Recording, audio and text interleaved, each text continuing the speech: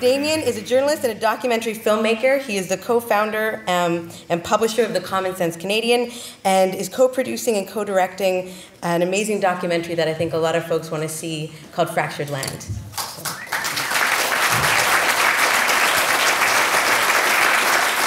Thank you very much. Just as I get set up here, just going to switch a few things here. I'd like to first of all acknowledge my presence and what a privilege it is to be on unceded Coast Salish territory here tonight in a room full of such amazing people. This is a big day today. I think we may look back 5-10 years from now and see this as a turning point in this issue of this confluence of issues, fracking and LNG and Site C Dam and all these things. We've had so much attention on the Enbridge pipeline issue, justifiably so, but as that enters another phase, you're hoping that it's a positive one for where a lot of people in this room would like to see that go. I hope that with all the attention today on the media, I was at the conference today filming, and I'm going to show you a little bit of that because I'd like you to see what the other folks are saying here today about this issue. But it's just terrific to see such a packed room full of such amazing people, and I hope that with this collective energy we'll move forward in a positive direction and start giving this set of issues the kind of attention that they deserve, because in terms of climate and water impacts, they're 10, 15, 20 times bigger than the Enbridge pipeline, even bigger than the Alberta oil sands, tar sands, whatever you choose to call it. That sounds maybe far-fetched, but hopefully over the next 10 minutes here, you'll come to see, if you don't already realize that, you'll come to see why that is. I'd like to start off by just playing a clip here. I just threw this together as quickly as I could today because I thought it was really important that you hear what sometimes these $750 conferences are, you know, there's a closed door kind of attitude at them, and it's people in the same circle speaking to themselves, and they often speak in a very different way than they would publicly, and the kind of messaging that we hear in election cycles and things is kind of on steroids. And one of the things that has just really struck me today is the total lack of science, of data, of real fundamental economic wisdom. There's just an incredible sort of Rich Coleman, the minister of hot air, as I've come to call him, is sort of there's a kind of revival preacher element here. It's kind of like being at a seance or something, and it's, if we believe hard enough in these things, then they'll come to bear. So what I'm going to try to offer here, just in the 10 minutes I have, is a sort of fact-based counterpoint, drawing on the top geoscientists and biologists and climate scientists. And so this first clip, I just juxtaposed here. I was at Cornell University. I want to acknowledge my filmmaking partner here, Fiona Rare, who's up front here getting some footage here tonight. Also, my life partner, my lovely fiancée Amelia, is here as well, and the subject of our film, and our brother Caleb is here in the audience as well. I'm going to play a clip of that in a moment, so you can see what the on-the-ground implications look like for the people who are, and maybe just add a little visual element to what Chief Logan showed us there earlier about what's going to happen upstream from this. But this, I'm just going to juxtapose this with. We spoke to arguably the top climate scientist on the issue of shale gas and the implications of particularly escaped or fugitive methane emissions, and how that completely skews all these models of what can be fairly characterized as clean or not fairly characterized as clean LNG. And the statement that Premier Clark made. If we could just bring the lights down, is that possible? Oh, there we go. I think we're coming down. Okay, here we go. LNG is one of the fastest growing sources of energy in the world. It's also a chance for us to help the world transition to the cleanest fossil fuel on the planet. Please join us in welcoming to the stage Premier of British Columbia, the Honourable Christy Clark.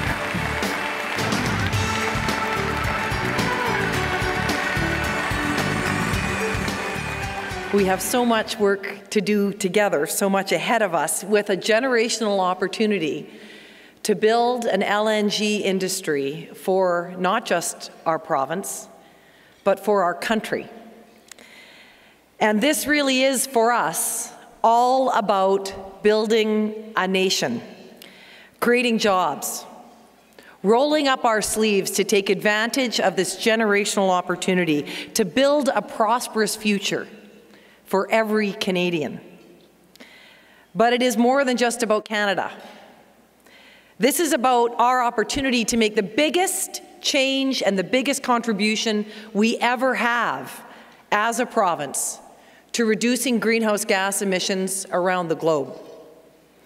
By powering up the economies of Asia and helping them move to the cleanest fossil fuel on the planet, move away from dirtier fuels, cleaning up the air there and cleaning up the air here as well.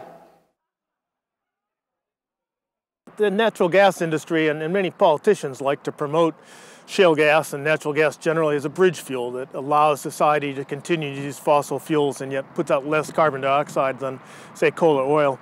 It's true that less carbon dioxide is emitted, but shale gas in particular, natural gas in general, emit huge quantities of methane. And methane is such a powerful greenhouse gas that when you look at the cumulative impact of these greenhouse gas emissions, natural gas, and particularly shale gas, is the worst of the fossil fuels. Your premier has their facts wrong.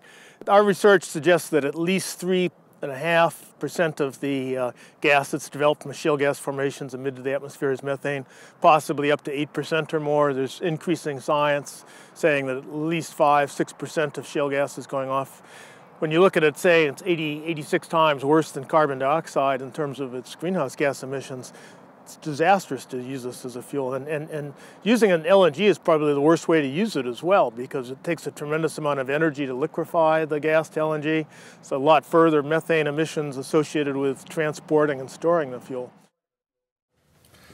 So there you have two very different visions. Now, this is a man whose research is the International Panel on Climate Change uses as gospel. They've just come out with a new paper at Cornell just reaffirming this research. And you just heard it from him. He characterized it, I think correctly, not as clean, but as the single worst commercially available fossil fuel ever invented. That's what I'm going to call it. And I'm going to back that up here in a second. But the other thing I'd like to talk about here is, and show you, is the disconnect that we have between, and other speakers have spoken to this, where this fuel source is going to come from. LNG is talked about and viewed in a silo as though we don't know where it came from.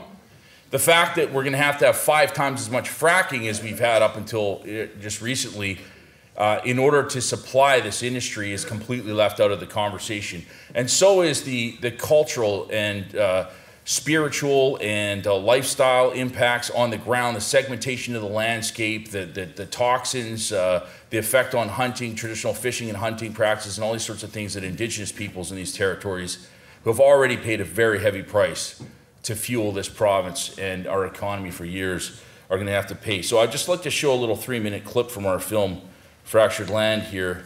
This is based on a trip that we took up to this was Fort Nelson, Echo Dene territory in the Horn River Basin last summer with Caleb and his family.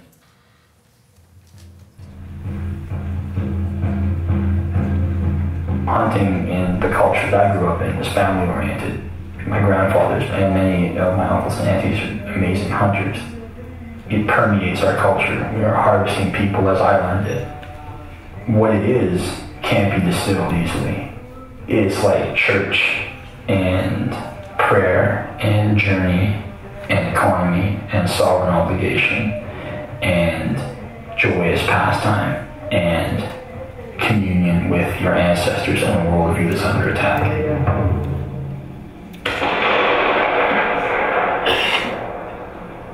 Pulling the trigger takes a split second. But all of this, which also has to be done to show respect to the animal, this is equally, if not more important, and it takes way longer. It requires way more skill. Put it over there beside the big tree. See the parts that Grandma did, they're real clean. And the parts that I did, they're still fat and stuff. He's 83 years old, put me to shame. 69. 69. Your biggest was 83? 82. 82. Long way to go. I'll keep looking. I like cattle meat, but since the chemical and stuff, just an idea. I don't like that meat anymore. I just don't crave for it anymore.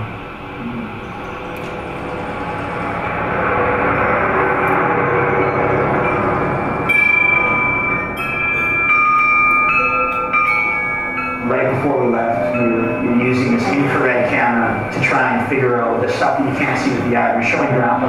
This is the plant up the road. That's not a fire. That's gas and heat escaping that you can't see with the naked eye. He said that it gives him hope and it gives him peace as he faces his death, knowing that his legacy and our people are in good hands.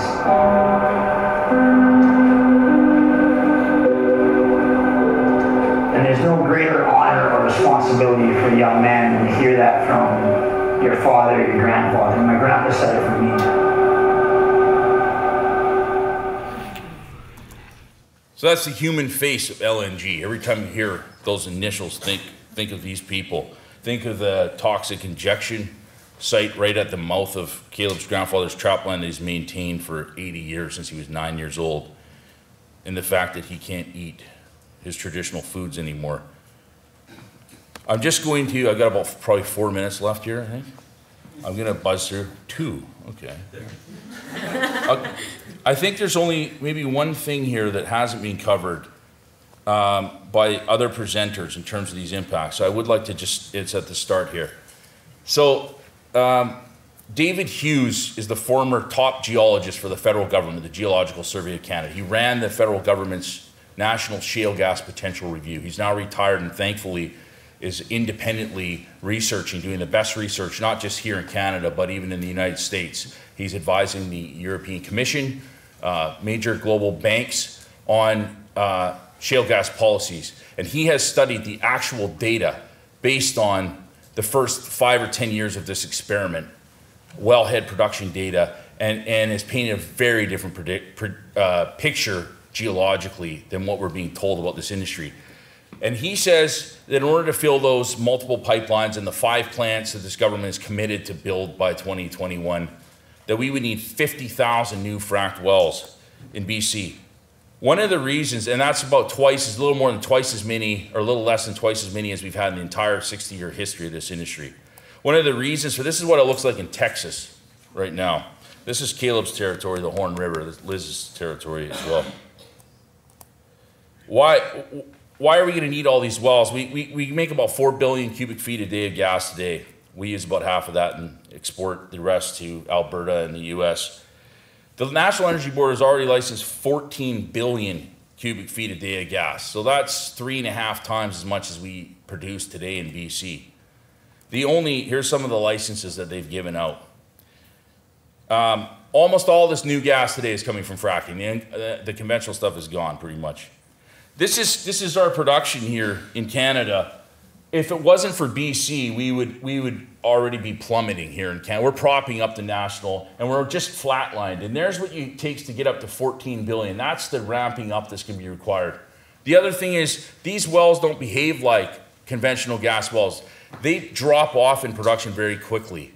They have the average 3-year decline rate. That means how much the gas production volume is decreased in 3-year time from one of these wells is 69%. In the States, of the top big 5 plays, it's 84%. That means you have to keep fracking more and more holes just to keep up with production, let alone expand. We will have to double the entire gas production of this country on the shoulders of BC, on the shoulders of people in Caleb's territory. where my family lives as well in the Peace Valley, and lost our ranch for the first big dam up there. So this is going to be very real, and we're going to carry this burden if we're serious about this. Some of these other issues we've already talked about.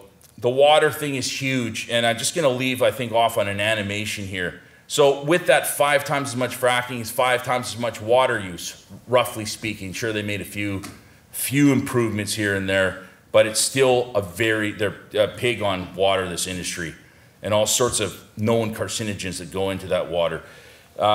Just last year, we used 10.8 billion liters of fresh water pulled out of the northern boreal muskeg and rivers and lakes and streams. So imagine that going up to 50 billion a year in perpetuity. This government just said today, last time I heard Rich Coleman, he said it was going to be 85 years. We have enough, we're going to run this industry for. Today it went up to 150. 150 years. Now that's lunacy. The geology is not there. We got Mr. Hughes says we could do this volume for 7 years and we'd run out of gas. So there's a huge disconnect. There's a lot of snake oil being sold here to investors around the world. But you know, if we take them at their word to some degree, that's what it's going to look like. It's going to be the water and the climate issues. We're going to double or triple our carbon footprint in this province from this industry. And this is water, the proliferation of water use in Liz and Caleb's territory, the Horn River Basin, Fort Nelson territory. And you can see how it just exploded in the last couple of years. This is in 2011. We're getting into 2012 now. Now just take that and just multiply it exponentially into as far into the foreseeable future as you can imagine. And that's just a glimpse of what making this industry real looks like in British Columbia and for the whole planet. So I think I'll leave it off there. And our film will be coming out, we'll be finished in the fall, and stay tuned to us on Facebook, Fractured Land, for when we're going to have an opportunity to see it, because we will be touring it and screening it as many places as we can across Canada and around the world, and we'd love to share that with you. Thank you.